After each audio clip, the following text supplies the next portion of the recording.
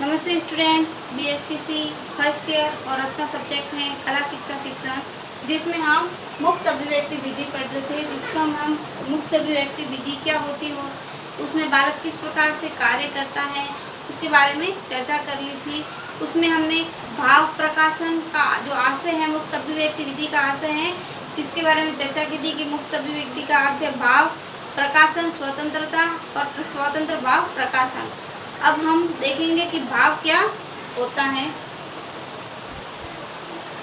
भाव का अर्थ हम समझेंगे कि भाव क्या होता है। कि मुक्त अभिव्यक्ति विधि में बालक अपने भाव को प्रकट करता है, अपने अंतर क्रिया के अंदर जो बोध उसको ज्ञात है, उस बोध के बारे में उसमें रचनात्मक कार्य करता है।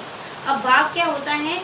जब कविता, कहानी आदि में अधिक रुचि लेता है, जब छात्र कविता या कहानी में रुचि लेता है तो वो उस कविता और कहानी के अंदर अपने भाव को प्रकट करता है।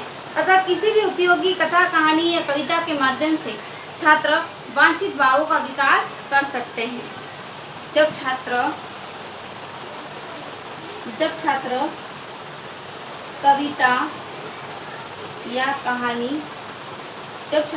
कविता या कहानी आदि में अधिक रुचि लेते हैं तो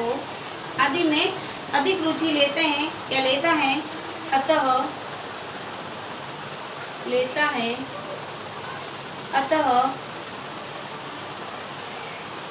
किसी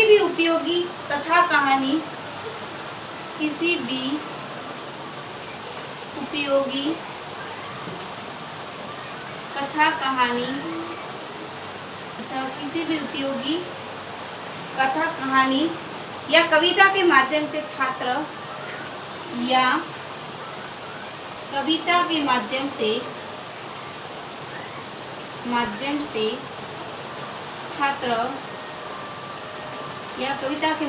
छात्र में वांछित भावों को विकास कर सकते हैं। छात्र में वांछित भावों का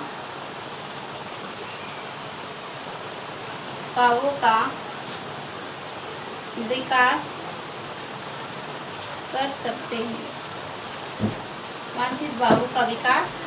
कर सकते हैं। किसी प्राकृतिक दृश्य, घटना, व्यक्ति या वस्तु को दिखाकर भी छात्र में उपयोगी भाव भी प्रकट कर सकते हैं। यानी छात्र को हम किसी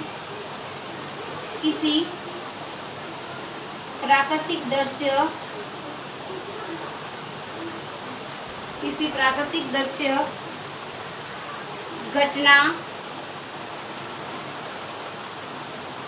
या व्यक्ति या वस्तु को दिखाकर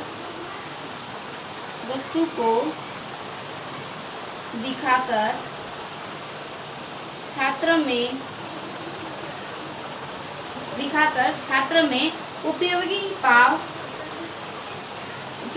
भाव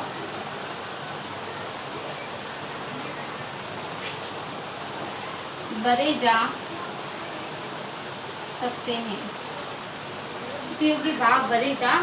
सकते हैं। छात्र के सीखने में उसके नेत्र, कानों का बहुत सहयोग होता है, क्योंकि जब छात्र किसी चीज़ का अभ्यास करता है या जिस चीज़ को सीखता है तो सबसे पहले उसके जो नेत्र होते हैं और उससे संबंधित जो बातें हैं वो कानों के द्वारा, यानी जो उसके सीखने की क्रिया में उसके नेत्र और उसके कानों का महत्वपूर्ण उपयोग होता है। यदि उनमें से किसी भी एक में विकलांगता होती है तो बालक को सीखने में असमर्थता महसूस होती है। इस प्रकार ज्ञान के प्रत्यय अधिक दूर और स्थायी होते हैं। इन्हीं आधार पर बालक जब देखता है, सीखता है और उसको सुनता है तो उसका जो ज्ञान है वो मस्तिष्क पर स्थायी हो जाता है, और इसी स्थायी के कारण वो बालक उस ज्ञान को अपर्यंत यानी जीवन पर्यंत भूलता नहीं है। यदि इन्हीं भावों को हाथों द्वारा विभिन्न क्रियाओं के माध्यम से प्रकाशित करने का अवसर दिया गया तो जाए वह भाव या जीवन का अंग बन जाते हैं। अतः स्पष्ट है कि कला मस्तिष्क सर्जता भावों हाथों से उत्तम सहयोग उत्पन्न करने का अवसर प्रदान करती है। अतः कला के द्वारा कला के द्वारा छात्र के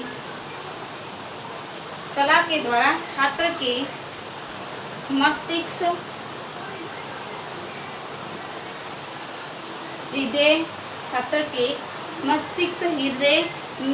हृदय तथा हाथों में उत्तम सहयोग उत्पन्न करने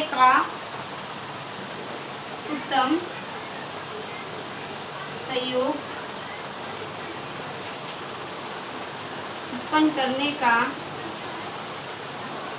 अवसर प्रदान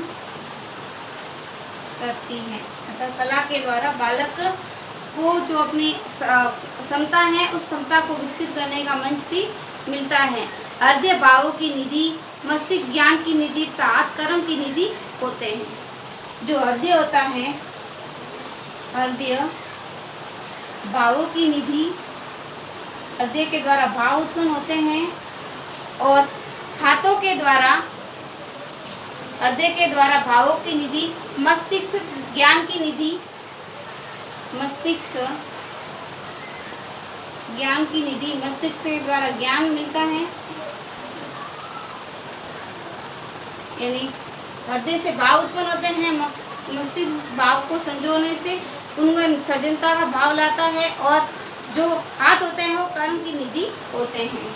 वो हाथ कर्म की निधि होते हैं। हृदय भावों की निधि, मस्तिष्क ज्ञान की निधि और हाथ कर्म की निधि होते हैं। जब भाव ज्ञान और कर्म एक साथ क्रियात्मक रूप ग्रहण कर लेते हैं तो ऐसी अवस्था में पूर्ण कृति उपादेय कृति कहलाती है। जब ये तीनों एक साथ मिलकर कार्य करते हैं तो जो कृति कर रहे हैं वो कृति बहुत ही महत्वपूर्ण उपयोगी होती है। कर्म से ज्ञान और ज्ञान से भाव उत्पन्न होते हैं। कर्म से ही ज्ञान और ज्ञान से ही भाव उत्पन्न होते हैं। कर्म से ही ज्ञान और ज्ञान से ही भाव उत्पन्न होते हैं। इसलिए कला शिक्षक के द्वारा ही वह छात्र करके सीखने पर सर्वश्रेष्ठ भाव मिलता है। छात्र को करके सीखने की विधि का सर्वोत्तम ज्ञान व अनुभव इसके माध्यम से मिल पाता है। यानी छात्र इसे के द्वारा लर्निंग बाय डूइंग कार्य करेगा और इसमें सफल होगा, और इसके माध्यम से जो कृति तैयार करता है वह सर्वोत्तम मानी जाती है। जब मस्तिष्क, हाथ और भाव एक साथ काम करेंगे और एक साथ काम करेंगे तो जो कार्य सफल होगा वो एकदम, जो कृति होगी वो सर्वोत्तम मानी जाएगी। तो आज की जो क्लास है उसको हम यही खत्म करेंगे। कल हम नेक्स्ट के बारे में चर्चा